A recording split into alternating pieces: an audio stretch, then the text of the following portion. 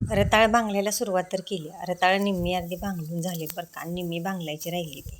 मग जरा इकडे जास्त चिखल होतो, इकडची बाजू म्हटलं जरा घेवावी, का तर पाऊस लई झाला की परत का नाही इकडे भांगलायला यायचं नाही.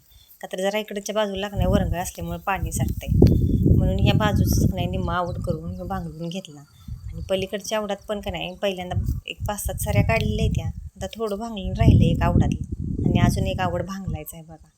रताळ का नाही बारीक तण असल्यामुळं सगळं तण इचून घ्यायला लागते, आणि पावसाचं जरा बारीक बारीक भुरुंगाट येते सारखं, त्यामुळे टिकली इचून जर घेतली नाही तर सगळी टिकली परत तशी हाय अशी लागते. म्हणून का नाही भांगलीन अशी व्यवस्थित अशी करायला लागते बरं का. आणि त्यात म्हणशीला तर हा धोत्रा लई दमवते बरं का काढायला, त्यामुळं नाही त्याला पण व्यवस्थित असं काढायला लागते, नाहीतर कसा पण काढला त्याचं काटलंही लागते बरं का. आणि ह्या बघा एवढ्या सगळ्या मोठी पण गोळा करायच्या आहे त्या अजून, आणि एवढं सगळं भांगून झालं हे राहिले. इकडं काय रताळं लावलेली नाही ती, इकडं रताळाचं बी जरा कमी चालू होतं बघा, इथपर्यंतच रताळं.